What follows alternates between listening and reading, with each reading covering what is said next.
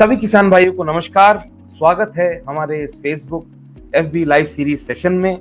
जैसा कि आप जानते हैं कि आज लगभग 4 हफ्ते हो चुके हैं और प्रतिदिन हम ये फेसबुक लाइव सेशन आपके लिए करते हैं ताकि जो अन्नदाता भाई हैं, किसान भाई हैं, श्रमिक भाई हैं, उनको इस विकट परिस्थितियों के दौरान भी जानकारी की अभाव ना हो पाए।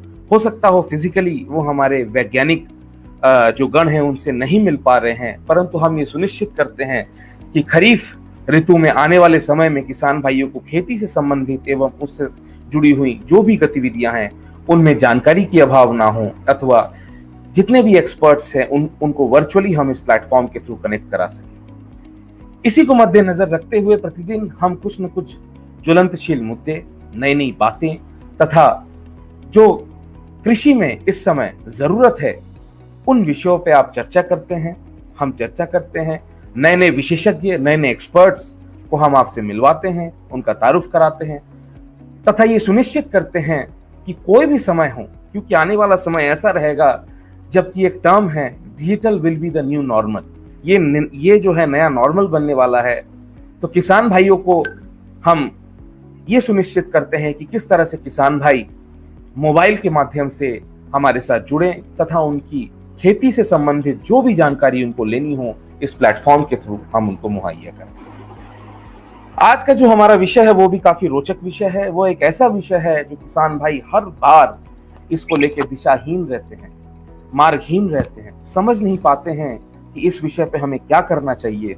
अधिक से अधिक पैसा खर्चा करते हैं, लागत में बढ़ोतरी होती है तथा जब उनको उत्पादन लेने की बारी आती है, उनके सकल आय की बात आती है, नेट इनकम की बात आती है, तो उसमें कमी आती है। जी हाँ, आज हम रोग प्रबंधन से संबंधित कुछ बात करेंगे। तो आज का हमारा जो विषय होगा वो है सब्जी वर्गीय फसलों में रोग प्रबंधन से आय संवर्धन। इस विषय को चर्चा करने के लिए जो आज के हमारे एक्सपर्ट हैं उनका तारुफ मैं आपसे करवा देना चाहता हूं।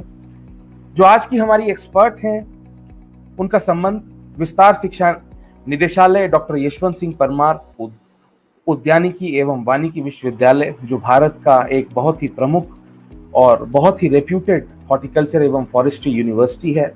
सोलन में ये स्थापित है। जो हमारी एक्सपर्ट हैं विगत 10 वर्षों से यानी 1 दशकों से भी ज्यादा वह किसानों के बीच में रह के अपनी सेवा निर्वृत्त कर रही हैं। मिट्टी जनित रोग यानी सॉइल बॉर्न डिजीजेस, पुष्प, फूल एवं वेजिटेबल्स में इनका प्रमुख शोध रहा है। इसके अलावा क्योंकि ये हिमाचल से इनका ताल्लुक है, एप्पल वायरस जो कि सेब की फसल एवं पेड़ों में एक बहुत ही मुख्य पीड़क रहा है और एवं जो सेब उगाने वाले हमारे किसान हैं वो काफी परेशान रहे हैं, उस पे इन्होंने काफी शोध किया है। सेरोलॉजिकल एवं मॉलिक्यूलर डायग्नोस्टिक एवं प्रबंधन यानी मॉलिक्यूलर लेवल पे रोगों का प्रबंधन एवं उनका डायग्नोस्टिक किस तरह से किया जा सकता है, जो कि जंगल वर्गीय फसल है, फॉरेस्ट्री नर्सरी एवं डिजीज में, उन पे इन्होंने प्रमुख शोध किया है। 100 से भी ज्यादा इन्होंने किसानों को प्रशिक्षण एवं ट्रेनिंग दिया है तथा रोग प्रबंधन किस तरह से सुचारू रूप से किया जाए, इनका हमेशा से यही मकसद रहा है एवं किसानों को इन्होंने हमेशा प्रेरणा दी है कि रोग प्रबंधन से द्वारा हमारे किसान भाई किस तरह से सुचारू रूप से कर सकें एवं उनकी आय में बढ़ोतरी हो।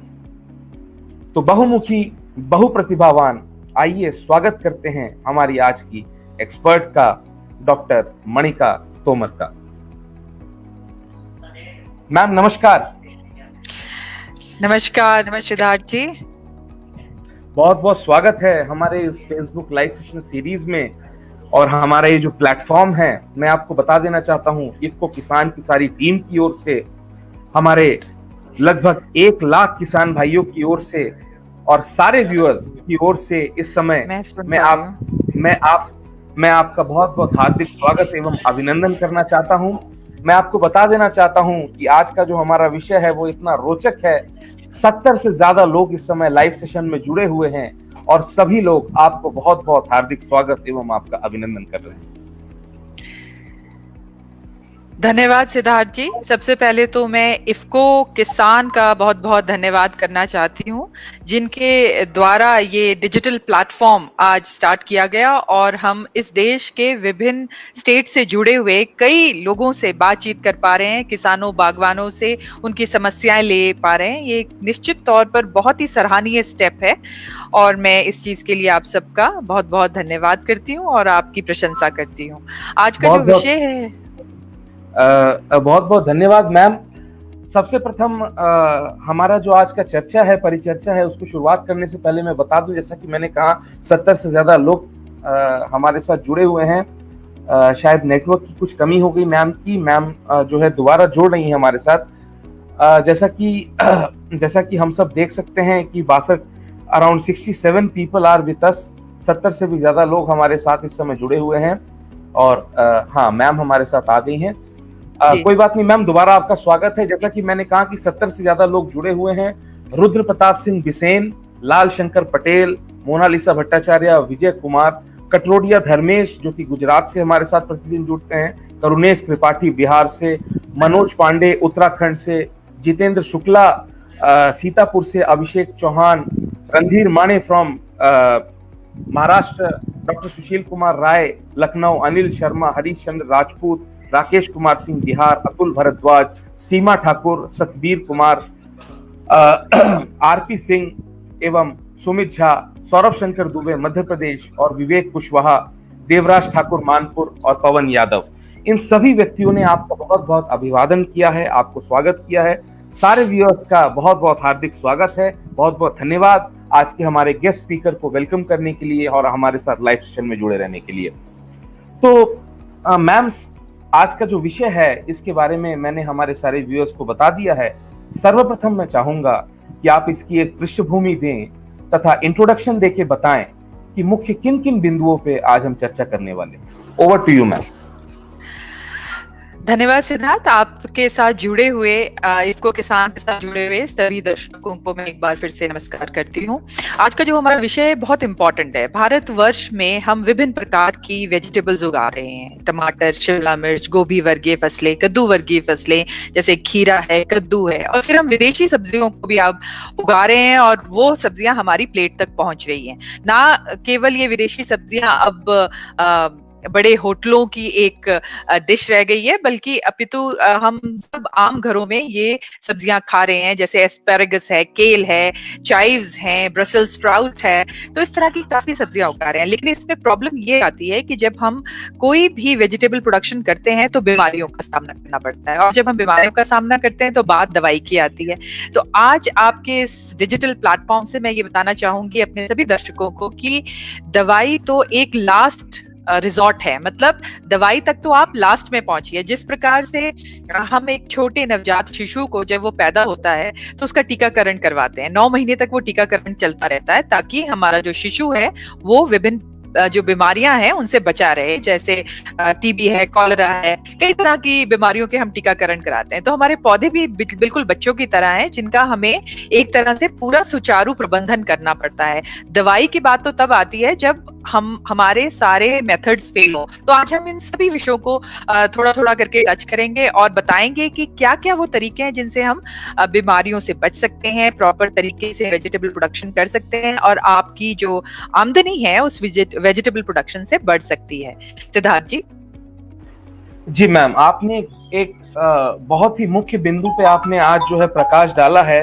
और सबसे बड़ी बात यह है कि जैसा कि आपने कहा, जो हाई वैल्यू क्रॉप्स हैं, जो विदेशों में उगाई जाने वाली फसलें हैं, जिसमें ऑक्ट्रॉय है, लेट्यूस है, चायस है, ये ऐसी फसलें हैं जो आज के हमारे भारतीय किसान भी उगा रहे हैं। संरक्षित खेती, प्रोटेक्टिव कल्टीवेशन, एक जो है एग्रीकल्चर की नई टेक्नोलॉजी है जिसके थ्रू किसान भाई उगा रहे हैं, और हम आशा करते हैं इसी के जरिए हमारे किसान भाई इसी तरह से संवर्धित होंगे और आगे बढ़ेंगे। तो मैम, इस समय मैं देख पा रहा हूँ more than 90 people have come to live on this session. 90 से ज्यादा लोग हमारे साथ इस समय लाइव में जुड़े हुए हैं। सभी का बहुत बहुत धन्यवाद। पवन यादव, श्याम गुप्ता, विपिन गेरा, अविनाश पवार, विजय वसोया, ओम प्रकाश पूनिया, प्रदीप कुमार शर्मा, मोहित खुराना, भूपेंद्र नेहरा, सभी लोग आपका बहुत बहुत स्वागत कर रहे हैं, आपका बहुत बहुत अभिवादन कर रहे हैं। सभी व्यूअर्स का भी बहुत बहुत थैंक यू हमारे साथ जुड़ने के लिए। तो बढ़ते हैं हमारे आज के पहले सेगमेंट की ओर, क्योंकि कुछ ही देर में सवालों की भी फहरिस्त जो है लगनी शुरू हो जाएगी। सर्वप्रथम सबसे पहले मैं चाहूंगा आप जरा सा इस विषय पर चर्चा करें कि सब्जियों की फसल उगाने से, बीज बोने से लेके उसकी तुड़ाई तक मुख्य कौन कौन सी बीमारियां हैं जो किसान भाई अधिकतर जिनका सामना करते हैं, इसके विषय पर जरा सा प्रकाश डालें और किसान भाइयों को बताएं कि कौन कौन सी प्रमुख ऐसी बीमारियां हैं जिनका उनको ख्याल रखना पड़ेगा। जी मैम। सिद्धार्थ जी, जैसा आपने प्रश्न पूछा कि कौन कौन सी बीमारियां हैं, देखिए भारतवर्ष में ही नहीं, हम अगर सारी दुनिया में देखें, लोग किचन गार्डन से लेकर एक छोटे से गमले से लेकर बड़े बड़े खेतों तक हम सब्जियां उगा रहे हैं, सब्जियां खा रहे हैं। आज के प्रचलन में तो शाकाहारी होना एक बेहतर विकल्प के तौर पर उभर कर आ रहा है। तो निश्चित तौर पर हमें ये सोचना होगा कि जो चीजें हम खा रहे हैं, क्या वो सच में हमारी सेहत को बढ़ा रही हैं, कि कहीं ना कहीं हम कुछ गलतियां कर रहे हैं जिसके कारण हमारी सेहत को भी नुकसान हो रहा है। तो जब हम बीमारियों की बात करते हैं, जब हम एक पौधा लगाते हैं, तो बिजाई से बात स्टार्ट होती है, बीज लगाने से बात स्टार्ट हो रही है। बिजाई से लेकर जब तक आपने तुड़ान नहीं किया, हार्वेस्टिंग नहीं की, तब तक कई कई मुकाम से एक छोटे से पौधे को गुजरना होता है। उसको कई बीमारियों का सामना करना पड़ता है। कुछ बीमारियां हवा से हैं, कुछ पानी से हैं, कुछ मिट्टी में रोग के जीवाणु हैं जो प्रेजेंट हैं और वो आपके पौधे को खा रहे हैं या उसको बीमार कर रहे हैं। बीमारियां जैसे आप जब बीज लगाते हैं तो कमर तोड़ रोग है। एक कमर तोड़ रोग जिसे अंग्रेजी में हम डैम्पिंग ऑफ कहा जाता है, कि जैसे ही बीज लगाया या तो बीज सड़ गया या अगर उगा तो वो थोड़ी ही देर के बाद नीचे को गिर गया, सड़कर मर गया। विल्ट है जिसे सूखा रोग कहते हैं, या आम भाषा में खड़सूक रोग कहते हैं, कि आज पौधा ठीक है और थोड़े दिनों दूसरे दिन आप देखें तो हरा का हरा पौधा मुरझा जाता है। जड़ सड़न रोग है जो कि हम देखते हैं कि पूरा का पूरा पौधा पीला पड़ जाता है। आप जरा सा पौधे को हिलाएं तो वो पूरा पौधा निकल जाता है, उसकी जड़ें सड़ जाती हैं। पाउडरी मिल्ड्यू है जिसमें आपको चूर्ण सिता रोग कहा जाता है, जिसमें ऐसा लगता है कि चूर्ण या पाउडर जैसा पूरा सफेद कोई पौधा हो गया है, उसके ऊपर चूर्ण जैसा किसी ने गिरा दिया। इस तरह के कई रोगों का हमें सामना करना पड़ता है जब हम बिजाई करते हैं। बिजाई से लेकर हार्वेस्टिंग तक कभी फल सड़ जाता है, कभी पूरा का पूरा पौधा खराब हो जाता है। लेकिन कुछ चीजें हैं, मुख्य बिंदु हैं जिन पे हमें ध्यान रखना होगा। सबसे पहली बात है, जब आप बिजाई करते हैं तो ये देखने की बात है कि आप उस वक्त अपने बीज को किस प्रकार से ट्रीट कर रहे हैं। क्या आप उसको कोई ट्रीटमेंट दे रहे हैं? क्या आपकी जो मिट्टी है जिसमें आपने क्यारी बनाई है, क्या वो स्वस्थ है? तो इन सब चीजों को हमें देखना होगा। और उसको स्वस्थ अगर नहीं है तो कैसे स्वस्थ हम कर सकते हैं? क्या केवल हम स्प्रे से ही स्वस्थ कर सकते हैं? तो हमारे पास बहुत सारे विकल्प होते हैं। जैसे मिट्टी को स्वस्थ करने के लिए आप कहें तो हम फॉर्मेलिन का इस्तेमाल करते हैं, सौर ऊर्जा का इस्तेमाल करते हैं। इसके अलावा हम खल का इस्तेमाल करते हैं। खल वो चीज है जैसे नीम की खल, जब नीम से तेल निकाल दिया तो जो बच गया उसे हम खल कहते हैं। इसी तरह सरसों की खल होती है, सनफ्लावर की खल होती है। तो ये जो खल है ना केवल मिट्टी को एनरिच करती हैं, उसमें पोषक तत्व देती हैं, परंतु मिट्टी को सुदृढ़ बनाती हैं जीवाणुओं से, फंगस से, बैक्टीरिया से लड़ने के लिए। ये फंगस बैक्टीरिया हमें इस तरह आंखों से नहीं दिखते, इनको देखने के लिए हमें माइक्रोस्कोप का लेबोरेटरी में इस्तेमाल करना पड़ता है। पर हम आम भाषा में बात करें तो ये सभी प्रकार के कीटाणु हवा में भी हैं, मिट्टी में भी हैं, पानी में भी हैं। तो इन सब से हमें अपनी मिट्टी को और फिर पौधे को कैसे बचाना है। जैसे कि अगर हम अपनी बात करें तो हम खाने के अलावा कई तरह की और पोषक चीजें खाते हैं, जैसे च्यवनप्राश खाते हैं। अक्सर घर में कहते हैं कि आंवले का सेवन कीजिए। आजकल कोविड महामारी के चलते हम कह रहे हैं काढ़ा पीजिए या अदरक का सेवन कीजिए। इस तरह की कई चीजें हैं जो प्रचलित हैं। तो ये सब हम क्यों करते हैं? इसलिए करते हैं कि हमारी इम्यूनिटी बूस्ट हो, हमारे अंदरूनी जो ताकत है वो बनी रहे।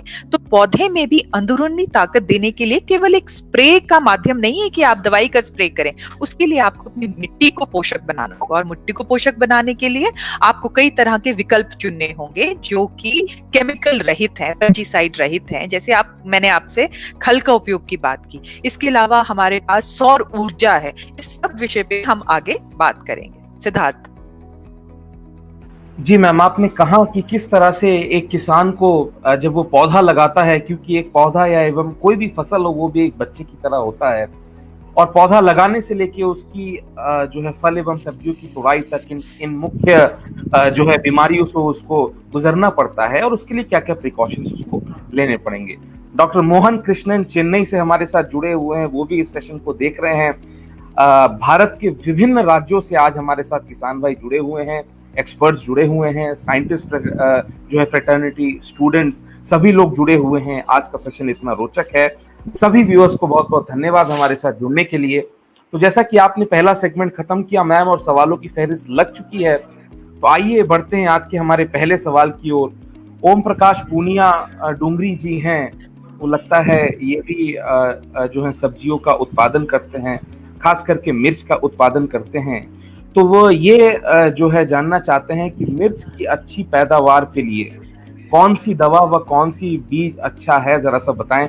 हालांकि ये काफी जेनेरिक सा प्रश्न है, परंतु मैं चाहता हूं इनको आप गाइड करें कि जो इम्पोर्टेंट स्प्रेज हैं, जो इम्पोर्टेंट फंजीसाइड पेस्टिसाइड्स हैं, उनका किस तरह से ये प्रयोग करें ताकि मिर्च की पैदावार अच्छी। जी मैम। सिद्धार्थ जी, जरा बताएं कि ये जो प्रश्न है वो कौन सी स्टेट से आया है? स्टेट का तो इन्होंने मेंशन नहीं किया है मैम, पर कोई बात नहीं। हाँ प्लीज। कोई बात नहीं। देखिए, मिर्च की जहां तक बात करते हैं, इन्होंने पूछा कि हम कौन सा बीज इस्तेमाल करें और कौन से फंजीसाइड्स इस्तेमाल करें। जहां तक बीजों की बात है, आज बाजार कई तरह के हाइब्रिड बीजों से भरा पड़ा है, लेकिन हमें जहां तक हमारी बात है, हम एज एन एक्सपर्ट आपको यही राय देंगे कि जो आपके क्षेत्र का, आपकी स्टेट की एग्रीकल्चर यूनिवर्सिटी है, उसके कई कृषि विज्ञान केंद्र आपके राज्य में हैं।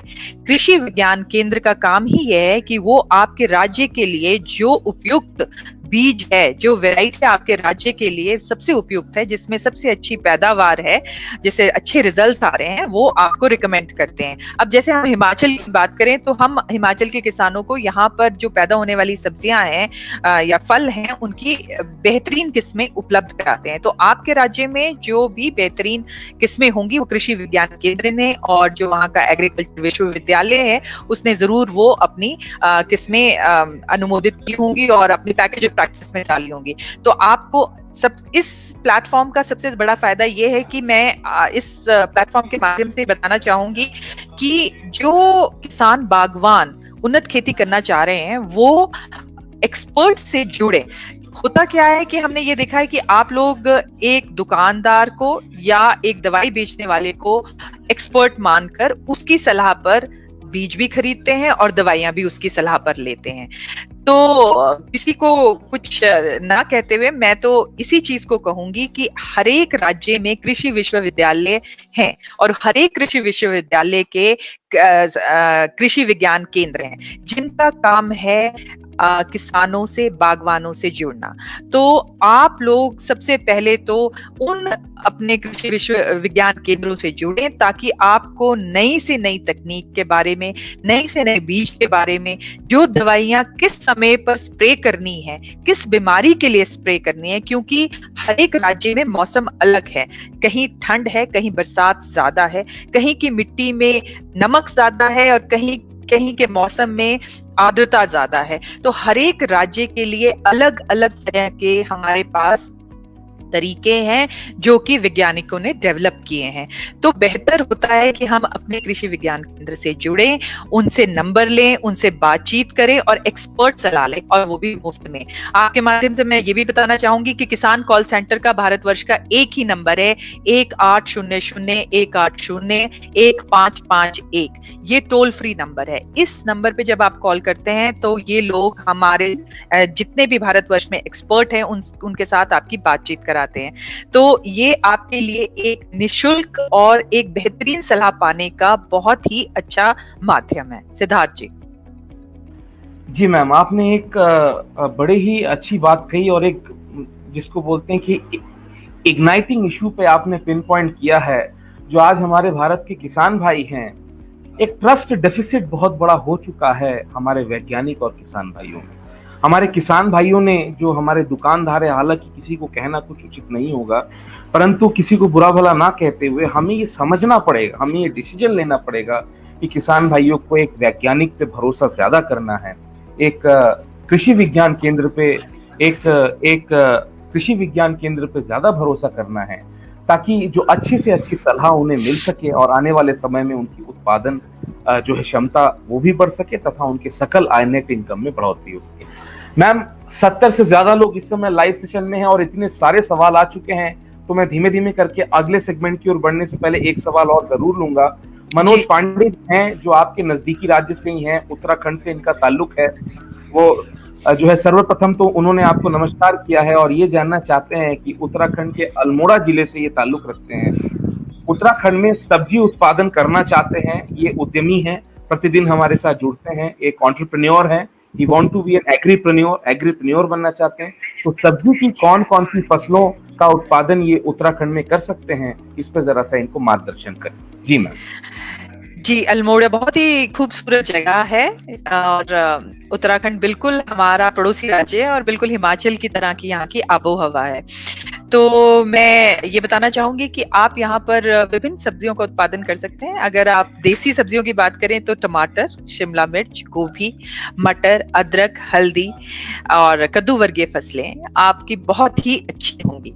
और इसके अलावा अगर आप विदेशी सब्जियों पे काम करना चाहते हैं तो आप पॉली हाउस में चाइव्स हैं, केल है, रेड कैबेज है, आपकी लाल कलर की और पीले कलर की शिमला मिर्च है, आपके एस्पैरागस है, इस तरह की कई विदेशी सब्जियां हैं जिस पर आप काम कर सकते हैं और अच्छी आय भी पा सकते हैं। इसके लिए आपको आपके राज्य में बहुत ही उम्दा और बहुत ही बड़ी यूनिवर्सिटी है, जीबी पंत यूनिवर्सिटी, वहां पर कई कृषि विज्ञान केंद्र है। आपके अल्मोड़ा के पास जो भी कृषि विज्ञान केंद्र होगा आपको वहां से अच्छी जानकारी भी मिलेगी और अच्छे बीज भी प्राप्त होंगे और आपको सही मार्गदर्शन भी होगा। जैसे कि सिद्धार्थ जी ने बताया कि एक विश्वास की कमी है, लोग हम जो एक्सपर्ट्स हैं पूरे देश के, उनके पास आने के बजाय दुकानदार या जो दुकान ये आपके बीज दे रही है, बेच रही है और दवाई बेच रही है, उनके पास जाना ज्यादा प्रेफर करते हैं। तो इस विश्वास की कमी की भरपाई करने के लिए ही हम आज आप लोगों से रूबरू हो रहे हैं कि हम वो डॉक्टर हैं जो आपको मुफ्त की सलाह दे रहे हैं, और मुफ्त की सलाह भी वो जो कि एक्सपर्ट सलाह है और जिससे आपका मार्गदर्शन सही प्रकार से होगा। तो मैं तो ये कहूंगी कि आप अपने नजदीकी कृषि विज्ञान केंद्र में जाएं और जो मैंने आपको फसलें बताई वो निश्चित तौर पर बहुत ही बेहतरीन रूप से आप लोग वहां उगा सकते हैं। आपके अपने राज्य में भी इसकी बहुत अच्छी खपत है और आपके जो पड़ोसी राज्य हैं वहां पर भी ये सब्जियों को आप अच्छे से भेज सकते हैं। सिद्धार्थ जी।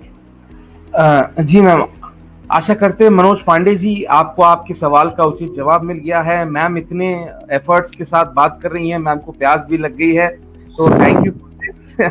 और अगले सेगमेंट की ओर बढ़ने से पहले देवराज ठाकुर मानपुर एक हमारे व्यूअर है, बड़े ही प्रबल व्यूअर है, प्रतिदिन हमारे साथ जुड़ते हैं, मेरठ से इनका संबंध है। वो ये जानना चाहते हैं कि किचन गार्डनिंग एवं फार्मिंग में जो सब्जियां हम उगाते हैं, हाइड्रोपोनिक्स की जो फार्मिंग हम कहते हैं, क्या इसके विषय पे क्या ये महत्वपूर्ण है? आने वाले समय में इसका कितना लाभ मिलेगा किसान भाई पे? हालांकि एक खुद में अपने आप में बहुत बड़ा एक टॉपिक है मैम, बहुत बड़ा विषय है, तो इस पर संक्षिप्त रूप से जरा हमारे किसान भाइयों को बताएं इसकी महत्व और आने वाले समय पे इसका इम्पोर्टेंस। जी मैम।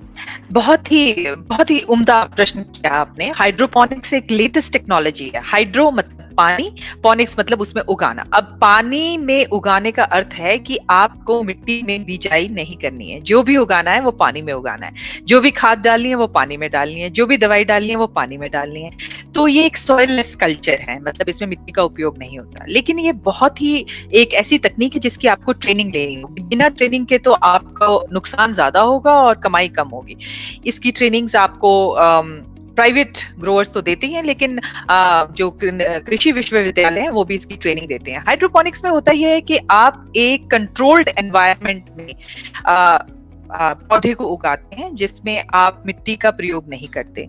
जो खाद या जो पोषक तत्व मिट्टी देती है पौधे को, वही पोषक तत्व पानी के द्वारा आप पौधे तक पहुंचाते हैं और इससे होता ही है कि पौधा जल्दी और बेहतर ग्रो करता है। लेकिन ये सब तभी पॉसिबल हो पाता है जब हर एक चीज, पानी से लेकर उसमें डलने वाली दवाई से लेकर टेम्परेचर से लेकर वहां की जो नमी है वो कितनी है, वो सब चीजों को आप कंट्रोल कर सकें। और ये जो चीजें हैं, टेम्परेचर है, कितनी नमी रखनी है, कब दवाई डालनी है, ये पौधे से पौधे में वेरी करती है, मतलब हर एक पौधे के लिए अलग होगी। ऐसा नहीं होगा कि जो टमाटर के लिए आप कंडीशन लगा रहे हैं वही आप गोभी के लिए लगा सकते हैं।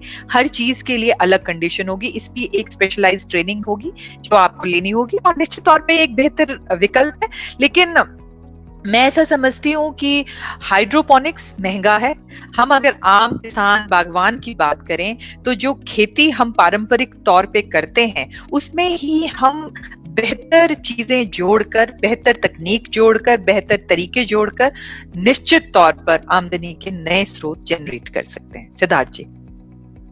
जी मैम, आशा करते हैं देवराज जी आपको आपके सवाल का उचित जवाब मिल गया है। मैम, सवाल कई आ चुके हैं, मैं अगले सेगमेंट की ओर बढ़ूंगा। अविनाश पवार जी एवं डॉक्टर सुशील कुमार राय, ये भी हमारे बड़े प्रबल व्यूअर हैं।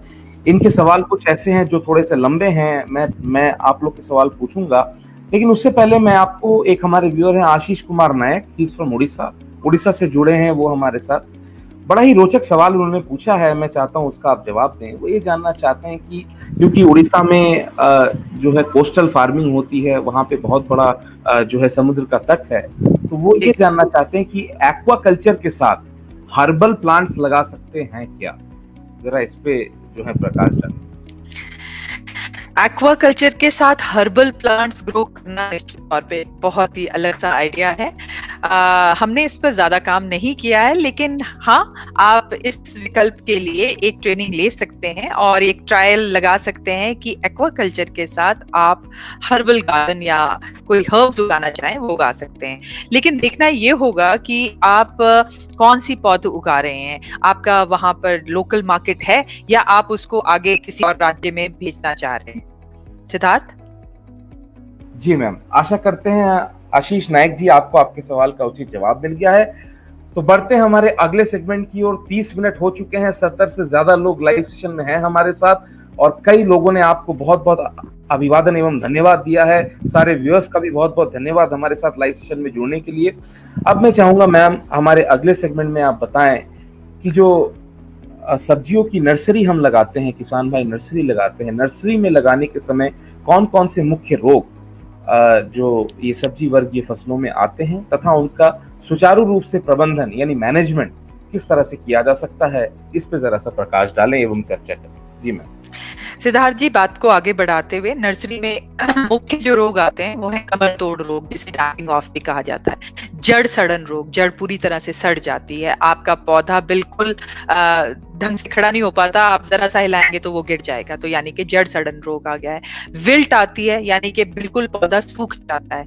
इस तरह के कुछ ये रोग हैं जो अक्सर आपको देखने को मिलते हैं कि आपने जैसे ही बीज लगाया, या तो बीज उगा ही नहीं, बीज अंदर मिट्टी के ही सड़ गया, या अगर उगा उसमें थोड़ा सा कोई पत्ता निकला तो वो थोड़ी देर के बाद उसकी कमर नीचे को झुक गई, और वो कमर यानी कि वो पोर्शन जो बिल्कुल मिट्टी के ऊपर है, वहां से सड़न स्टार्ट हो गई और पौधा पूरा का पूरा गिर गया। इसके अलावा हमारे पास छोटे ये जो रोग हैं, ये अक्सर हमें नर्सरी में अपनी क्यारियों में देखने को मिलते हैं। होता क्या है कि किसान बागवान अपनी जो क्यारी तैयार करते हैं उससे पहले अगर हमने क्यारियों का उपचार नहीं किया तो अक्सर ये जो रोग हैं ये मिट्टी जनित है, यानी कि सॉइल बॉर्न है। ये मिट्टी से पौधे में आ जाते हैं और बिल्कुल पौधे की पूरी फसल को बर्बाद कर देते हैं। तो मैंने आपको बताया कि फॉर्मेलिन एक केमिकल है जिसका हम उपयोग करते हैं अपनी क्यारियों को सुचारू रूप से स्वस्थ करने के लिए। तो फॉर्मेलिन का ये फॉर्मूला है कि अगर आप 1 लीटर फॉर्मेलिन लेते हैं तो 7 लीटर पानी का इस्तेमाल करना पड़ता है, उसको 7 लीटर पानी में मिलाना पड़ता है। जो आपकी क्यारियां हैं अमूमन तौर पर देखा गया है 3 मीटर लंबी और 1 से 1.5 मीटर चौड़ी होती है, 15 से 20 सेंटीमीटर उसकी ऊंचाई होती है। ये जो क्यारियां हैं इनका ढेर बना लिया जाए। जब आपने बीज लगाना है उससे 15-20 दिन पहले ये काम कीजिए कि आप इनका ढेरियां बना लीजिए, अलग अलग ढेरियां बना के आप 1 लीटर फॉर्मेलिन और 7 लीटर पानी, अगर आपके 2 लीटर फॉर्मेलिन है तो ये पानी 14 लीटर हो जाएगा, यानी कि 7 गुना बढ़ जाएगा। इसके घोल से आप इन ढेरियों को, जो आपने मिट्टी की ढेरियां बनाई है, अच्छी तरह सींच ले और किसी पॉलिथीन से या प्लास्टिक से या बोरियों से अच्छी तरह ढक दे, साइड में ईंट लगा दें, पत्थर लगा दें, ताकि जो गंध उत्पन्न होगी इस फॉर्मेलिन से वो बाहर ना निकले। अब होगा क्या कि इस फॉर्मेलिन से पूरी तरह से जो गंध है वो मिट्टी में फैल जाएगी। फैलने से क्या होगा, जो मिट्टी में कीटाणु है वो खत्म हो जाएंगे। अब 7-8 दिन के बाद आप इस बोरी को या जो आपने पॉलिथीन से ढका है इसको खोलिए और प्रॉपर क्यारियां जैसे आप बनाते हैं आप क्यारियां बना लें, लेकिन अभी बीज नहीं लगाना है। अब बीज लगाने के लिए आपको कब तक इंतजार करना है? ये आपको तब तक का करना है इंतजार जब तक आपकी मिट्टी से पूरी तरह गंध ना चली जाए। इसके लिए अगले 8 से 10 दिन लगेंगे। और उसके बाद आप गोबर की सड़ी हुई खाद से मेरा तात्पर्य है वो खाद जो बिल्कुल तरह भुरभुरी हो, सूखी हो। अगर गीली खाद का उपयोग करेंगे तो जो आपने ये ट्रीटमेंट किया है इसका कोई फायदा नहीं होगा। आप वो मिलाएं और उसके बाद आप अपनी बिजाई कर दें। ये छोटे छोटे तरीके हैं जिससे आप एक स्वस्थ पौधा तैयार कर सकते हैं, और स्वस्थ पौधा ही आगे जाके स्वस्थ फल देगा, स्वस्थ सब्जियां देगा। तो हमें शुरुआत ही बेहतर करनी है। अगर आप फॉर्मेलिन का इस्तेमाल नहीं करना चाहते तो एक बहुत ही बेहतरीन विकल्प है, वो है सौर ऊर्जा का इस्तेमाल। अब भारतवर्ष में आप देखते हैं कि बहुत गर्मी पड़ती है। हमारे मैक्सिमम राज्यों को, पहाड़ी राज्यों को अगर छोड़ दें तो हमारे जितने भी निचले क्षेत्र हैं, हरियाणा है, पंजाब है, उत्तर प्रदेश, बिहार है, और भी जो राज्य हैं, तमिलनाडु है, कर्नाटका है, यहाँ पर सौर ऊर्जा का आप पूरी तरह से इस्तेमाल कर सकते हैं। आपको करना क्या है कि जो आपने क्यारियां तैयार की हैं उसको अच्छी तरह पानी से सींच दें। बिजाई से ये चीजें 1 महीना पहले आपको करनी होती है, लेकिन ये ऐसी चीजें हैं जिसमें आपका पैसा भी खर्च कम होगा और आपको जो मिट्टी है वो बेहतरीन तौर पर स्वस्थ प्राप्त होगी। तो आपको करना क्या है कि आपने क्यारियां बना ली और उसको अच्छी तरह पानी से सींच दिया। अच्छी तरह से मेरा तात्पर्य है कि जब आप मिट्टी का ढेला उठाएं तो आपके हाथ से पानी निचुड़े। इतनी अच्छी तरह से जब आपने सींच दिया क्यारियों को, उसके बाद उसके ऊपर आप पॉलिथीन लगाते हैं। जो पॉलिथीन है वो 25 से 50 माइक्रोन या आप कहें 100 से 200 गज मोटा, ट्रांसपेरेंट, पारदर्शी, जिससे आप आर पार दे सके, उस पॉलिथीन से पूरी तरह से उन क्यारियों को ढक दें। उसके जो किनारे हैं वो मिट्टी में दबा दें, पत्थर रख दें, ताकि आपकी जो मिट्टी है, पहले आपने उसको सींचा, गीली की, अब जब उस पे सूरज की रोशनी पड़ेगी तो क्या होगा कि उसमें जो पानी है वो भाप उत्पन्न करेगा, और जो भाप है, आपने जो पॉलिथीन शीट बिछाई है उसके कारण बाहर नहीं जा पाएगी, और जब भाप बाहर नहीं जा पाएगी तो अंदर का टेम्परेचर बहुत बढ़ जाएगा। बहुत से मेरा तात्पर्य है कि 60-65 डिग्री तक आपके मिट्टी का टेम्परेचर हो जाएगा, और इस टेम्परेचर पर जितने भी कीटाणु हैं, फंगस हैं, कोई नेमेटोड्स हैं, आपके बैक्टीरियल सेल्स हैं, वो सब पूरी तरह से बर्बाद हो जाएंगे, तबाह हो जाएंगे, और आपकी मिट्टी स्वस्थ होगी। इस तरह से आपको 1 से 1.5 महीने तक अपनी मिट्टी को कवर करके रखना है। 1 से 1.5 महीने के बाद आप वो कवर हटाएं और उसमें गोबर की सड़ी खाद मिलाएं, आप खल मिलाएं, चाहे नीम की खल है, चाहे सरसों की खल है, या जो आपके यहाँ लोकल कोई भी चीज है जिससे तेल निकलता है। जैसे हमने साउथ में देखा है कि नारियल है, तो नारियल का भी बहुत बेहतरीन इस्तेमाल होता है। मतलब ये सब चीजें पोषक तत्व हैं जो आप मिट्टी में बाद में मिलाएंगे, क्योंकि अब आपकी मिट्टी स्वस्थ हो गई है। तो ये सब चीजें छोटी छोटी करने से आप जब उसके बाद बिजाई करते हैं तो आप पाएंगे कि आपकी नर्सरी बहुत ही स्वस्थ पौधा उत्पन्न करेगी। दूसरी बात, जब आप बीज लेते हैं तो आप ये देखें कि क्या वो बीज उपचारित है, क्या उसको किसी दवाई से उपचार किया गया है। अगर नहीं किया गया है तो आप कोई भी कॉम्बिनेशन फंजीसाइड यूज करके, मतलब आप सूखे तौर पर भी एक बर्तन में या चिलमची में या बाल्टी में आप फंजीसाइड डाल के उसमें बीज डाल के अच्छी तरह हिलाएं ताकि पूरे बीज पर कोटिंग चढ़ जाए। कोटिंग चढ़ने के बाद आप बिजाई कर सकते हैं। अगर आप गीले तौर पे करना चाहते हैं तो आप फंजीसाइड को पेस्ट के फॉर्म पे मिलाएं, ज्यादा गीला ना करें, थोड़ा पेस्ट फॉर्म में मिलाएं और उसमें आधा घंटे तक बीज को डाल के रखें और उसके बाद आप छांव में बीज को सुखाएं। याद रखें, गीला बीज लगाएंगे तो आपका पूरा बीज सड़ जाएगा। आपको सुखाने के बाद अब बीज के ऊपर एक कवरिंग चढ़ गई है और आप उसके बाद बिजाई करें तो आप पाएंगे कि आपकी नर्सरी न केवल स्वस्थ है बल्कि बहुत उपजाऊ भी है और आपका स्वस्थ पौधा ही उगेगा। सिद्धार्थ। जी मैम, आपने बड़े ही विस्तृत तौर पे, बड़े ही डिस्क्रिप्टिव वे में आपने कहा कि जो ये नर्सरी मैनेजमेंट है आने वाले समय में, खरीफ ऋतु में जो जितनी भी हमारी सब्जी वर्गीय फसलें हैं उनमें किन किन मुख्य बातों का ध्यान रखना पड़ेगा, ताकि यदि हम नर्सरी के दौरान यदि हम ये सारे प्रिकॉशंस ले लें, ये सारे स्टेप ले लें, तो हमारी जो फसल है, जो आने वाले समय में उसकी जब बढ़वार होगी, यौवन रूप में आएगा और उसकी तुड़ाई से उसका उत्पादन भी अधिक होगा। मैम, 50 से ज्यादा लोग इस समय जुड़े हुए हैं। दिव्येंदु पाल जो है बंगाल से हमारे साथ जुड़ते हैं, स्वागत है आपका। पंकज कुमार सिंह, रोशन यादव, आशीष काले, विक्रांत गुप्ता, इन सभी लोग ने आपका बहुत बहुत अभिवादन किया है, आपको वेलकम किया है। इन सारे व्यूअर्स का भी बहुत बहुत धन्यवाद हमारे साथ जुड़ने के लिए। हमारे एक बड़े ही प्रबल व्यूअर है ma'am, he himself is an entrepreneur, वो एक एंटरप्रेन्योर है, उद्यमी है, विकास सिंह तोमर। उनका एक जो प्रश्न है, मैं उनका प्रश्न उठाना चाहूंगा। वो ये जानना चाहते हैं, आपसे सलाह लेना चाहते हैं कि तो ये मल्टी लेयर वेजिटेबल क्रॉपिंग में आने वाले जो है रबी फसल के समय कौन कौन सी फसलों को प्रबंधित किया जा सकता है। मल्टी लेयर जो वेजिटेबल क्रॉपिंग है आने वाले समय में, खास करके रबी में, कौन कौन सी मुख्य जो है वेजिटेबल क्रॉप्स ले सकते हैं किसान भाई? जरा इस पे इनके सवाल का प्रश्न जी, का जवाब। जहां तक मल्टी लेयर की बात है, इसमें आपको एक स्ट्रक्चर तैयार करना होता है मल्टी लेयर क्रॉपिंग के लिए, और ये अक्सर वहां पर बहुत सक्सेसफुल है जहां पे आपके पास जगह कम है, या आप जिस तरह से हम देखते हैं विदेशों में भी और हमारे देश में भी कई लोगों ने अपने छत पे, टेरेसेस पे मल्टी लेयर क्रॉपिंग स्टार्ट की है। तो आप कई तरह की वेजिटेबल्स इसके लिए इस्तेमाल कर सकते हैं। आप टमाटर ले सकते हैं, आप प्याज ले सकते हैं, आप कुछ इस तरह की जो विदेशी फसलें हैं जैसे रेड कैबेज है, रेड कैप्सिकम है, इनको आप इस्तेमाल कर सकते हैं। और आपको पर ये इस चीज में सुनिश्चित करना होगा कि समय समय पर आपको इसके बीच में से खरपतवार निकालनी होगी। आपने जो इसमें सिंचाई करनी है, इरिगेशन सिस्टम है, वो बहुत सुचारू रूप से देखना होगा, क्योंकि मल्टीलेयर में अक्सर ये होता है कि बहुत पास पास वेजिटेबल्स ग्रो कर रही हैं। तो इसके कारण क्या होता है कि जो हवा है वो प्रॉपरली सर्कुलेट अगर नहीं कर पाएगी तो वहां पर नमी और गर्मी आदत बढ़ जाएगी, जिसके कारण से कई हम रोगों का सामना करते हैं। हम देखते हैं कि उसमें सड़न स्टार्ट हो सकती है, उसकी जड़ें गल सकती हैं, या उसका जो कॉलर पोर्शन है वहां से कुछ प्रॉब्लम्स आ सकती हैं। इस तरह की हमें कुछ बीमारियों का सामना करना पड़ता है। तो इसमें आपको ये जरूर सुनिश्चित करना होगा कि जो आपकी मल्टी लेयर्स हैं उसमें डिस्टेंसिंग प्रॉपर हो और उस जो सिंचाई है वो सुचारू रूप से हो। सिद्धार्थ। जी मैम, आशा करते हैं विकास जी आपको आपके सवाल का उचित जवाब मिल गया है, क्योंकि मैम ने कहा है कि जो ये कॉलर रॉट है या फिर जो ये जड़ों की गलने की समस्या है मल्टीलेयर क्रॉपिंग में, इसका प्रमुख ध्यान रखना पड़ेगा। जितेंद्र शुक्ला जी हैं, ये भी हमारे बड़े ही प्रबल व्यूअर हैं। जैसा कि आपने नीम की खली की बात कही, जो ये नर्सरी मैनेजमेंट में यदि आपको ये मिट्टी जनित रोग हैं, इनसे यदि आपको सहायता लेना है, इस पे आपको अगर सुरक्षा लेना है, तो ये जानना चाहते हैं कि नीम की खली कितना डालें 1 एकड़ में, इसमें जरा सा इनको मार्गदर्शन करें। देखिए, जहां तक नीम की खली की बात है, ये नुकसान नहीं करती है। सबसे पहले तो आप ये जान लें कि ये नुकसानदायक चीज नहीं है। इससे आपको होता ये है कि जो आपके सॉइल है उसमें आपको पोषक तत्व मिलते हैं। नीम वैसे ही गुणकारी चीज है, और जब आप इसमें से तेल निकाल दें तो नीम की खली का हम इस्तेमाल करते हैं।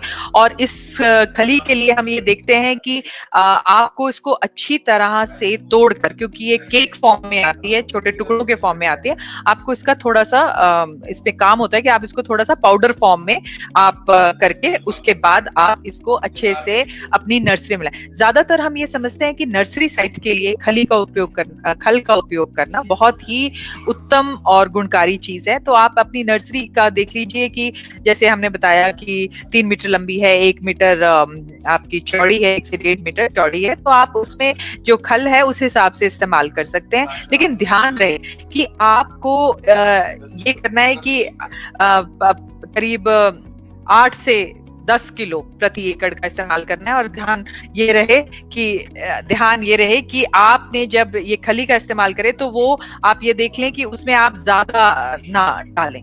सिद्धार्थ। जी मैम, आशा करते हैं जितेंद्र शुक्ला जी आपको आपके सवाल का उचित जवाब मिल गया है, क्योंकि मैम ने कहा नीम की खली एक ऐसी चीज है जो कभी नुकसान नहीं करती है। डॉक्टर सुशील कुमार राय हैं, वो हमारे बड़े ही प्रबल व्यूअर हैं और प्रतिदिन हमारे साथ जुड़ते हैं, तथा कई किसानों के सवालों को सम्मिलित करके, इकट्ठा करके, वो on behalf of many farmers he asked the question. तो उन्होंने एक बड़ा ही रोचक मुद्दा उठाया है। सब्जियां एक ऐसी फसलें हैं मैम, ऐसी क्रॉप हैं जो कि बहुत पेस्टिसाइड इंटेंसिव जिसे हम कहते हैं, बहुत इसमें जो है कीटनाशक डाले जाते हैं, बहुत रसायनों का प्रयोग होता है, अंधाधुंध रसायनों का प्रयोग होता है। बिल्कुल। तो जो ये सब्जी वर्गीय फसल हैं, इसमें उचित मात्रा में एवं जिसे हम कह सकते हैं कि सुरक्षित रसायन किस तरह से डाले किसान भाई, उनका ये सुझाव है। इस पे जरा सा मार्गदर्शक करें कि सही तरीकों से जो है किसान भाई सब्जियों में अपनी रसायन खास करके कीटनाशक किस तरह डालें, इस पे जरा सा मार्गदर्शन करें। सिद्धार्थ जी, ये बहुत ही पर्टिकुलर प्रश्न है। आज जब हम बात करते हैं कि बेहतर प्रोडक्शन हो, फार्मर की इनकम डबल हो, तो हम ये सोचने लगते हैं कि जितनी हम खाद डालेंगे, जितनी हम दवा डालेंगे, उतनी ही बेहतर प्रोडक्शन होगी। ये एक बहुत बड़ी भ्रांति है। जब हम पौधे की बात करते हैं तो हम जरा भी ये नहीं सोचते स्प्रे करने से पहले कि हम कितनी दवाई डाल रहे हैं। हम आम तौर पर इस प्रश्न का अक्सर सामना करते हैं कि हमारे पौधे में जी हमने ये स्प्रे किया था और हमारा पौधा झुलस गया या बीमारी ठीक नहीं हुई। इतना स्प्रे कर दिए हमने, 5 स्प्रे कर दिए, लेकिन फिर भी बीमारी से पौधा खत्म हो गया। तो सोचने वाली बात यह है कि आपने जो स्प्रे किया उसके बावजूद आपके पौधे में अगर बीमारी ठीक नहीं हो रही है, कारण क्या है? कारण ये है कि जहां से आप दवाई लेते हैं, जिन जगहों से आपने दवाई ली है, उन जगहों ने, उन लोगों ने आपको कभी ये गाइड नहीं किया कि दवाई की मात्रा कितनी हो। फॉर एग्जाम्पल, आपके सर में दर्द है तो आप 1 गोली डिस्प्रिन खाएंगे या आप 1 गोली खाएंगे? हम 10 गोलियां उठा के नहीं खा लेते। क्यों? क्योंकि हमें पता है कि ये 10 गोलियां हमारा सर दर्द तो ठीक नहीं करेंगे, अभी तो हमारे शरीर में जहर जरूर मिला देंगे। लेकिन जब हम पौधे की बात करते हैं तो हम इस चीज का बिल्कुल ध्यान नहीं रखते। हम 1 बोतल डाल देते हैं, आधा पैकेट डाल देते हैं। इस प्रकार से हम बात करते हैं और इसी प्रकार से हम अपने पौधे में स्प्रे करते हैं। तो आज के डेट में ये प्रश्न हमारे लिए बहुत इंपॉर्टेंट है कि हमें स्प्रे कितना करना है। स्प्रे के लिए डोज निर्धारित है, हर एक दवाई का अलग डोज है।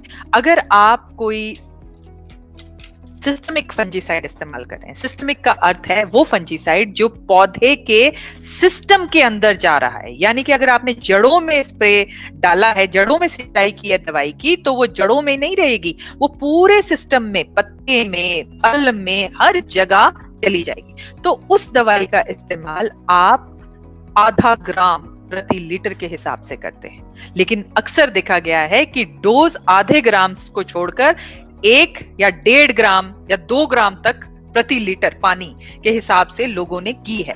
अब होता क्या है, आपने ये सोचा कि आपकी पौधे की बीमारी तो ठीक हो गई, पर आपने ये नहीं सोचा कि यही टमाटर, यही गोभी, यही शिमला मिर्च बाजार में आएगी और किसी ना किसी रूप में आप भी इसका सेवन करेंगे। यही कारण है कि आज मनुष्य के शरीर में कई प्रकार की बीमारियां हैं। जो बीमारियां हमारे बुजुर्ग लोगों में देखने को नहीं मिलती थी, वो बीमारियां बच्चों तक में देखने को मिल गई है। वो इसलिए क्योंकि जो आप स्प्रे कर रहे हैं वो स्प्रे पौधे में जा रहा है, पौधे से उसके फल में जा रहा है, आपके मिट्टी से आपकी नदियों में, तालाबों में जा रहा है और आपके उन फलों से आपकी प्लेट तक आ रहा है। एक माँ जो अपने बच्चे को दूध पिला रही है, ये एक स्टडी है गवर्नमेंट ऑफ इंडिया की, उस स्टडी में पाया गया कि जो पेस्टिसाइड रेजिड्यू है, पेस्टिसाइड की जो क्वांटिटी है, वो माओ के दूध में इतनी ज्यादा है कि वो दूध में पोषक तत्व कम और पेस्टिसाइड ज्यादा है। तो आप सोच ही सकते हैं कि हम अपने बच्चे को किस तरह का दूध पिला रहे हैं। जो आप गाय को चारा डाल रहे हैं उसमें इतना ज्यादा पेस्टिसाइड है कि जो वो दूध आ रहा है, वो दूध जो आप कंज्यूम कर रहे हैं उसमें बहुत ज्यादा पेस्टिसाइड है और ये एक बीमारी का घर है। तो डोज का इस्तेमाल करना कि जो सिस्टमिक फंजीसाइड्स हैं वो आधा ग्राम से 1 ग्राम, और जो नॉन सिस्टमिक फंजीसाइड्स हैं, कई प्रकार के, कैप्टान है, डायथीन है, उनका उपयोग 2 से 2.5 ग्राम प्रति लीटर के हिसाब से किया जाना चाहिए। तो जब भी आप दवाई लें तो उसका डोज जरूर पढ़ लें। उसका डोज कृषि विज्ञान केंद्र से, आपके नजदीकी कृषि विश्वविद्यालय से जरूर जान लें। जो ये टोल फ्री नंबर हमने आपको बताया है वो इसीलिए बताया है कि आप खुद या दुकानदार के कहने पर एक्सपर्ट ना बने। डोज का पर्टिकुलरली ख्याल रखें, क्योंकि आपका किया हुआ स्प्रे अंत में आप ही की प्लेट में आ रहा है। इस बात को जरूर ध्यान में रखें। सिद्धार्थ जी मैम, आपने कितनी आई ओपनिंग बात कही है, चक्षु खोलने वाली बात कही है। जो गवर्नमेंट ऑफ इंडिया की स्टडी है कि जो हमारे माओ के दूध में किस तरह से पेस्टिसाइड लेवल जा रहा है, और अंत में आपने एक बड़ी अच्छी बात कही कि आपके द्वारा दी गई दवाई ही आप खुद उसको स्वयं उसको कंज्यूम कर रहे हैं। तो हमारे किसान भाइयों सभी से आग्रह है, जो भी फल एवं सब्जियों की उत्पादन करते हैं, अंधाधुन दवाइयां उसमें न डालें, और जो भी रिकमेंडेड डोजेस हैं अपने नजदीकी कृषि विज्ञान केंद्र, अपने नजदीकी जितने भी वैज्ञानिक गण हैं, टोल फ्री नंबर केसीसी किसान कॉल सेंटर से पूछ के ही उसका उपयोग करें। क्योंकि जैसा कि मैम ने कहा, यदि आपको सर में दर्द हुआ है तो आप एक गोली खाएंगे जो है डिस्प्रिन का, ना कि उसका आप जो है 10 गोली, क्योंकि ये पौधा है, बात नहीं कर सकता। तो हम जो है किसान भाई को डाले रहो, इसमें डालते रहो, परंतु इस भ्रांति से हमें निकलना है, इस एटीट्यूड से हमें निकलना है। विकास सिंह तोमर जी ने आपका बहुत बहुत जो है धन्यवाद कहा है, आपने उनके सवाल का जवाब दिया, बहुत बहुत धन्यवाद विकास जी सवाल पूछने का। जया पाटिल जी ने आपको बहुत बहुत धन्यवाद कहा है। ये जो रोचक सेशन हो रहा है, 60 से ज्यादा लोग इस समय हमारे साथ लाइव सेशन में है, 46 मिनट हो चुके हैं मैम। आज का सेशन इतना रोचक भरा है और इतनी कौतूहलता है, क्यूरियोसिटी इतनी है कि मैं खुद कंफ्यूज हूं कौन सा सवाल लूं और आगे सेगमेंट में कैसे बढ़ूं। क्योंकि समय को देखते हुए बढ़ते हैं हमारे अगले सेगमेंट की ओर। नर्सरी मैनेजमेंट के बारे में आपने कहा, नर्सरी के दौरान किस तरह से रोग प्रबंधन किया जाए उसके बारे में आपने कहा। अब मैं चाहता हूं आप जरा सा जो है प्रकाश डालें कि जब पौधे अपनी यौवन क्षेत्रों में होते हैं, यौवन के समय होते हैं, बढ़वार के समय होते हैं, खास करके वेजिटेटिव के फेज के टाइम पे, फलन एवं जो है पुष्प उत्पादन के टाइम पे, फ्रूटिंग एवं फ्लावरिंग के टाइम पे होते हैं, उस समय कौन कौन से मुख्य रोग जो हैं हमारे सब्जी वर्गीय फसलों में रखते हैं, तथा उनका सुचारू रूप से प्रबंधन किस तरह से किया जा सकता है, मैनेजमेंट किस तरह से किया जा सकता है, इस पर जरा सा प्रकाश डालें। जी मैम। सिद्धार्थ जी, जैसा कि अभी हमने नर्सरी की बात की, अब नर्सरी से जब आपने स्वस्थ पौधा अपने मेन खेत में ट्रांसप्लांट कर दिया, लगा दिया, तब हम देखते हैं कि कई प्रकार के रोगों से पौधा ग्रसित हो जाता है। जैसे ही उसमें फूल आने लगते हैं तो कई बार आप देखते हैं कि फूल झड़ गया, आपका फूल फल में तब्दील ही नहीं हुआ। तो ऐसा कई कारणों से होता है। हम समझते हैं कि केवल स्प्रे ही एक साधन है, लेकिन हम ये भूल जाते हैं कि क्या आपकी मिट्टी में उतनी ताकत है कि वो एक फूल को फल में कन्वर्ट कर सके, तब्दील कर सके। ये चीजें तब हमें पता लगेंगी अगर हम मिट्टी की जांच कराएंगे। स्वस्थ मृदा तो स्वस्थ पौधा, हेल्दी पौधा। हमने मिट्टी की जांच के ऊपर तो ध्यान ही नहीं दिया। हमने हर साल खेत में वही फसल लगाई, हम हर साल उस मिट्टी से पोषक तत्व लेते गए, लेकिन हमने ये नहीं देखा कि उस मिट्टी में इतनी जान बाकी है कि वो आपके फूल को फल में तब्दील कर सके। मिट्टी की जांच कराना बहुत इंपॉर्टेंट विषय है। हम किसान बागवानों को यही सलाह देते हैं बार बार कि आप अपने खेत की मिट्टी की जांच कराएं, जो कि आपके नजदीकी कृषि विज्ञान केंद्र में आपको थोड़े पैसों में, ज्यादा पैसे नहीं लगते, सरकारी रेट्स हैं, आप उसमें आपको पूरा मिट्टी का प्रोफाइल पता लग जाएगा कि आपको मिट्टी में किस खाद की मिलाने की जरूरत है। अब होता क्या है, बिना ये जाने कि आपकी मिट्टी में किस पोषक तत्व की कमी है, हम सिर्फ ये देखते हैं कि हमारा पड़ोसी कौन सी खाद मिला रहा है। यूरिया मिला रहा है, चलिए हम भी यूरिया डाल देते हैं। फास्फोरस मिला रहा है, चलिए हम भी फास्फोरस डाल देते हैं। तो ये देखा देखी अक्सर हमें इतनी महंगी पड़ जाती है कि कई बार हमारी मिट्टी में जरूरत से ज्यादा पोषक तत्व हो जाते हैं, और इससे फायदा नहीं है, नुकसान है। फॉर एग्जाम्पल, अगर आपने ज्यादा नाइट्रोजन यानी कि यूरिया आपके मिट्टी में ज्यादा हो गया, तो आपको दिखेगा कि आपका पौधे में हरापन यानी हरे पत्ते ज्यादा है, टहनियां ज्यादा आ रही है, लेकिन साथ साथ आपका पौधा बीमारियों के लिए बिल्कुल ससेप्टेबल होता जा रहा है। ससेप्टेबल का अर्थ है कि वो पौधा आप बीमारियों के प्रकोप में लाने के लिए आप अपने पौधे को तैयार कर रहे हैं, अगर आपने ज्यादा नाइट्रोजन की मात्रा का इस्तेमाल किया। तो मिट्टी की जांच करा के कौन सा पोषक तत्व आपकी मिट्टी में कम है, आपको ये बिल्कुल मालूम हो जाएगा। आप उस हिसाब से अपने खेत में वो पोषक तत्व समय समय पर डाल सकते हैं, जिससे आप बीमारियों से बच सकते हैं। एक होता है डिजीज मैनेजमेंट, कि जब बीमारी आ गई तो उसके बाद आप प्रबंधन करें। एक होता है डिजीज एस्केप, कि आप बीमारी से अपने पौधे को बचाकर ले जाएं, और इसमें ही समझदारी है, क्योंकि इसमें कम से कम पेस्टिसाइड का उपयोग होगा, आपका पैसा कम खर्च होगा, और जब पैसा कम खर्च होगा तो निश्चित तौर पर आपकी इनकम बढ़ेगी। तो हमें ये देखना है कि किस समय पर कौन सी बीमारियां आती हैं आपके क्षेत्र में।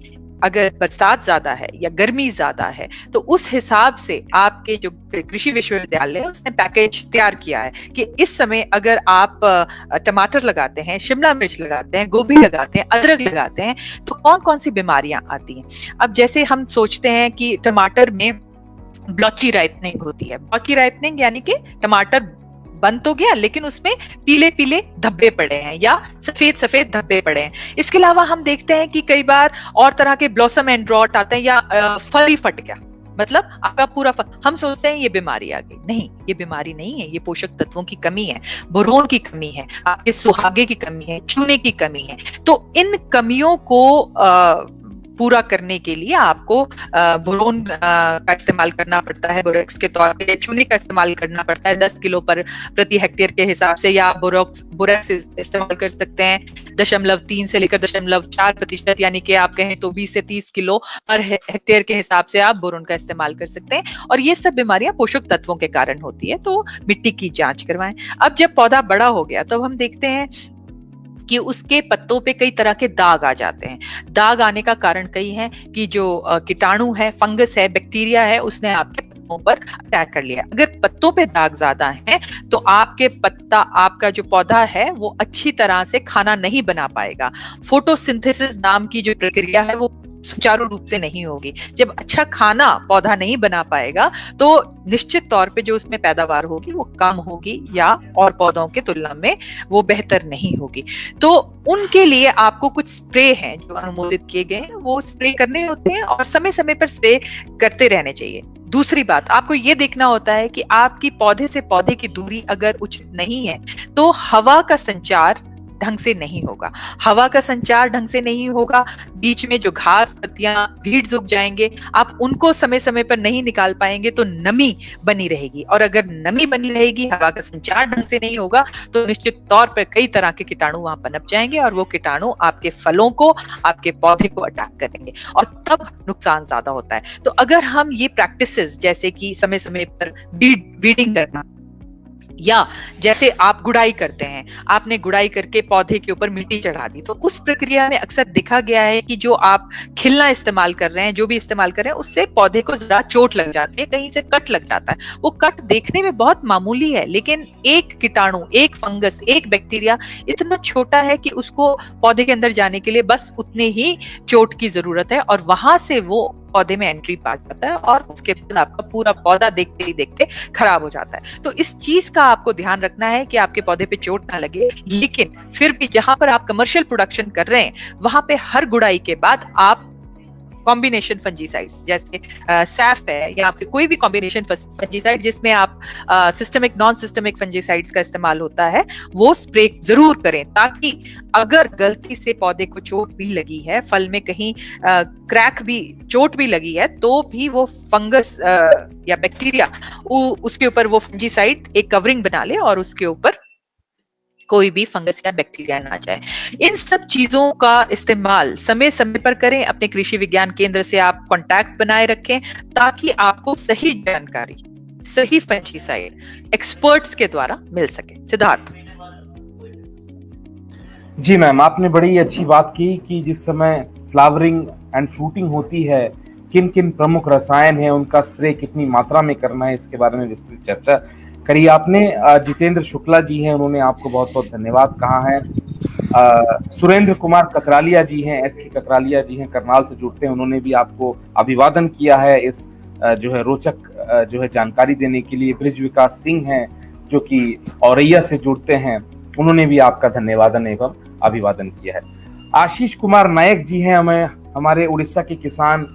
आशीष जी, जैसा कि आप जो है पूछ रहे हैं कि आपने काले गेहूं की खेती की थी और जो है की है, अब अगले जो ये कमिंग ये रवि सीजन में 2 एकड़ में करेंगे, तो इसमें जैविक नियंत्रण कौन से किए जाए, तो इसके लिए मैं आपको बताना चाहूंगा, आप हमारे इफ्को किसान मोबाइल एग्रीकल्चर ऐप से जुड़े, हमारे इफ्को किसान CSR पेज से जुड़े, इसकी विविध जानकारी हम आपको देंगे।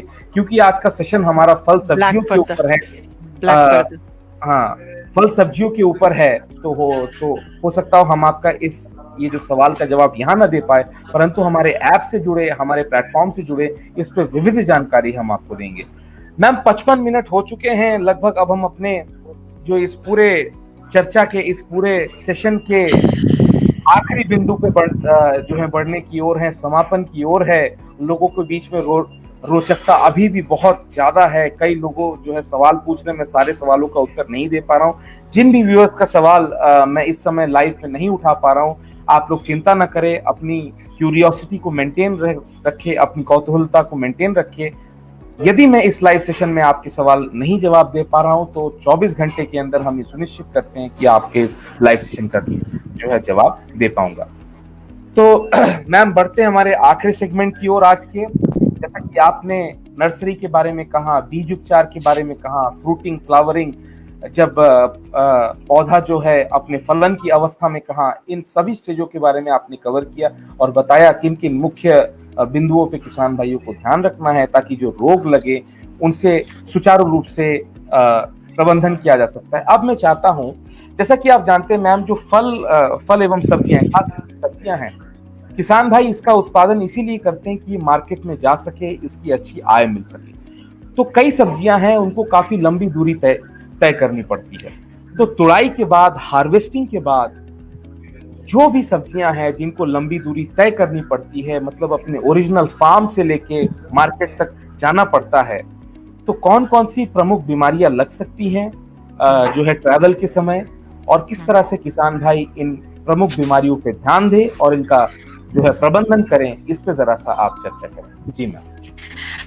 जो आपका प्रश्न है बहुत ही उचित है, क्योंकि आज के संदर्भ में हम ये देखते हैं कि जो हमारी मार्केट है, कोल्ड स्टोरेज मार्केट, वो बहुत ही बेहतर ढंग से बढ़ रही है। और वो भी क्यों ना, क्योंकि आज जो सब्जी, पहले हम देखते थे कि जो सब्जी हमारी गर्मियों में आती है वो सर्दियों में नहीं मिलती थी, लेकिन आज हमें 12 महीने कोई भी सब्जी हमने खानी हो, कोई भी फ्रूट खाना हो, वो मिल जाता है। और ये सब इसलिए पॉसिबल हुआ क्योंकि कोल्ड स्टोरेज चेन्स बहुत अच्छी तरह से भारत में डेवलप हुई। जब आपने किसी फल को, सब्जी को तोड़ लिया, उसके बाद जब तक वो मार्केट से आपके घर तक नहीं पहुंची, उसको एक बहुत लंबा सफर तय करना होता है। और इस सफर के दौरान उस पे कई तरह के कीटाणुओं के हमले हो सकते हैं। तो आपको सुनिश्चित करना होगा कि जो आपकी पैकेजिंग है, जब आप उनको ट्रे में डाल रहे हैं या जिस भी प्रकार से आप उनको मार्केट या मंडियों तक पहुंचा रहे हैं, वो ट्रे से उनको नुकसान ना हो। अब ट्रे से नुकसान होने का तात्पर्य ये है कि जब आप फल तोड़ रहे हैं या कोई सब्जी तोड़ रहे हैं, तुड़ान से लेकर मार्केट तक पहुंचने में कई तरह के कट लग सकते हैं। और जैसे कि एक कहावत है कि एक खराब एप्पल सारे एप्पल्स को खराब कर सकता है, तो एक सड़ा हुआ टमाटर भी सारे आपके पेटी को या ट्रे को खराब कर सकता है। इसके लिए सुनिश्चित ये करना होगा कि अगर आप दूर की मार्केट्स में भेज रहे हैं तो आपकी जो वैन है वो रेफ्रिजरेटेड हो। रेफ्रिजरेटेड वैन्स का इस्तेमाल करना, उससे पहले सब्जियों को किसी दवाई के घोल में डुबो के उन्हें सुखाकर फिर पैक करना, ये सुनिश्चित करना होगा। लेकिन जब हम दवाई की बात करते हैं तो ये ध्यान रखें कि ये जो दवाई है उसकी जो क्वांटिटी है वो बिल्कुल ऑप्टिमम होनी चाहिए, ताकि जब आपकी सब्जी प्लेट में आए तो धोने के बाद उसमें पेस्टिसाइड ना बचे। अक्सर फार्मर्स ये सोचते हैं कि मैंने अपनी गोभी हार्वेस्ट कर ली तो इसको दवाई के ड्रम में डुबो के रखता हूँ और मुझे तो नहीं खानी है, मुझे तो बाजार में बेचनी है। तो इस तरह का जो एक अप्रोच है उसके कारण हो ये रहा है कि आप बहुत ज्यादा पेस्टिसाइड इस्तेमाल कर रहे हैं। तो कम से कम पेस्टिसाइड इस्तेमाल करते हुए आपकी जो तुड़ान है वो सही समय पर हो। ये ना हो कि जो आपकी सब्जी है, फल है, बिल्कुल अच्छी तरह पक गया हो और आपने तब तुड़ान किया। उससे क्या होगा कि वो निश्चित तौर पर मार्केट तक पहुंचने से पहले ही खराब हो जाएगा। तो आपको ये देखना है कि जो आपका हार्वेस्टिंग टाइम है वो प्रॉपर है। आपने अगर नजदीक की मार्केट में भेजना है तो आपको किसी भी दवाई से उसका उपचार करने की जरूरत नहीं है। लेकिन अगर आपको अपने राज्य से दूर भेजना है, जहां पर पहुंचने के लिए ट्रकों के द्वारा आपको 2-2 दिन लग जाते हैं, तो निश्चित तौर पर आपको कुछ फंजीसाइडल स्प्रेस या घोल में उसको डुबोना होगा। लेकिन कुछ वेजिटेबल्स ऐसी हैं जिनको आप स्टोर करके रखते हैं। जैसे अदरक की बात लें, आप अदरक को स्टोर करते हैं। अब हिमाचल प्रदेश में, मैं अपने राज्य की बात करती हूँ, तो जहाँ पे विश्वविद्यालय स्थित है, तो यहाँ से लहसुन जो है हमारी कुछ डिस्ट्रिक्ट से इतनी अच्छी पैदावार होती है कि तमिलनाडु, केरला, कर्नाटका से ट्रक्स उन्हें वहां ले जाते हैं। वो ट्रक्स हिमाचल प्रदेश पहुंचते हैं और यहाँ से वो लहसुन हमारा देश की विभिन्न मंडियों तक पहुंचता है, साउथ इंडिया तक पहुंचता है। उसकी क्वालिटी, गुणवत्ता इतनी अच्छी है। तो ऐसे समय पर हमें ये सुनिश्चित करना कि जो हमारा अदरक है या लहसुन है या इस तरह की वेजिटेबल्स हैं जो आज स्टोर करके 6 महीने बाद भी हम इस्तेमाल कर सकते हैं, उनकी स्टोरेज प्रॉपर हो। तो कई तकनीक है। विश्वविद्यालय ने भी एक तकनीक अदरक के केस में लगाई है कि जिसमें हमने गड्ढे किए हैं। जो हमारे गड्ढे हैं 1 बाय 1 के गड्ढे होते हैं, जिनके साइड में हम ईंटें लगा देते हैं और उसमें 10 से 15 सेंटीमीटर तक रेत बिछा देते हैं। उसके बाद हम जो आपके अदरक की गांठें हैं, स्वस्थ गांठें हैं, उनको फंजीसाइड, जिसमें आप सिस्टमिक नॉन सिस्टमिक का कॉम्बिनेशन लेकर 1 घंटे तक हम उसको गांठों को डुबो के रखते हैं।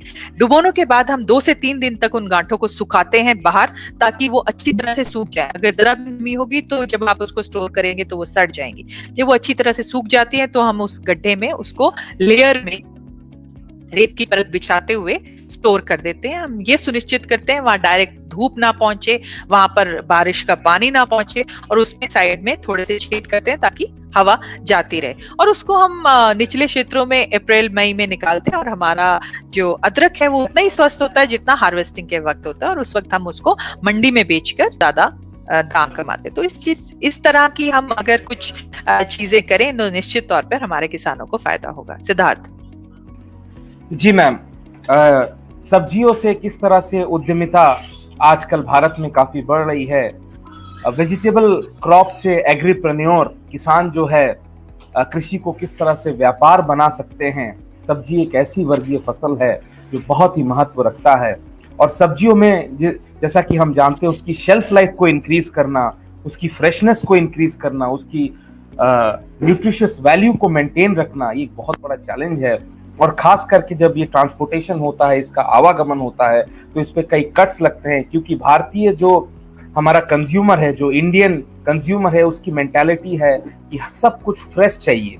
जैसे फॉरेन में तो आपने देखा होगा, सभी लोगों ने देखा होगा कि पैक्ड का कल्चर चलता है, परंतु हमारे भारत में ये कल्चर उतना अभी प्रचलन में नहीं है। सारी चीजें फ्रेश चाहिए। इसीलिए हमारे जो किसान भाई हैं, जो हमारे एग्रेरियन कम्युनिटी है, उनके ऊपर एक बहुत बड़ा दायित्व बनता है कि चीजों को फ्रेश रखना किस तरह से किया जाए। इस पे आपने चर्चा की। मैम, आज आप हमारे बीच आई। लगभग 1 घंटा 2 मिनट का ये सेशन रहा। सब्जियों को किस तरह से सुचारू रूप से उनका रोग प्रबंधन किया जाए ताकि किसान भाइयों के आय में संवर्धन हो, कई विशेष बिंदुओं पे आपने चर्चा की। इतने सारे सवालों के प्रखर रूप से आपने जवाब दिए। सारे व्यूअर्स के सवालों को आपने संतुष्ट किया।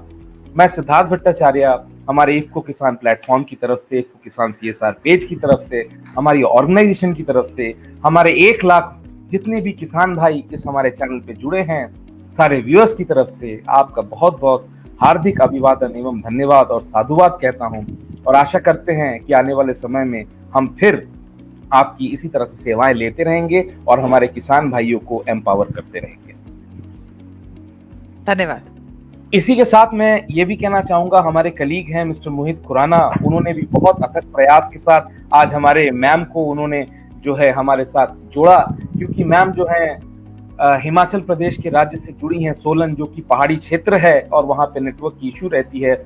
अभी मैम जो है किसान कॉल सेंटर में हैं, और हमारे मोहित खुराना जी इसी क्षेत्र में अग्रसर हैं, कार्य में जो है क्षेत्र में है, तो उनका भी बहुत बहुत धन्यवाद।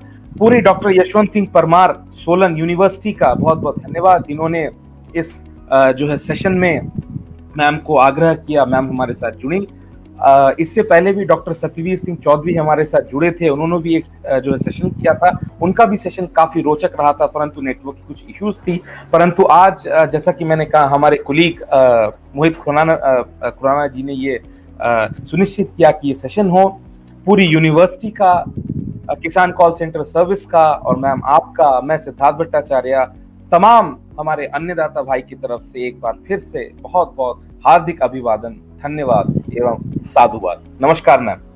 नमस्कार, बहुत बहुत धन्यवाद सिद्धार्थ जी।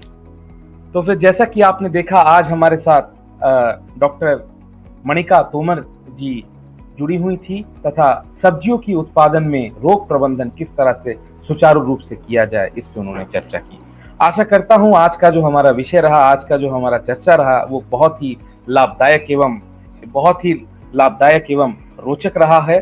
इसी विषय पे मैं ये आप जो सभी किसान भाइयों से आग्रह करना चाहूंगा कि आने वाले कल हम लेंगे थोड़ा आपसे विदा, संडे रहेगी थोड़ी सी छूट।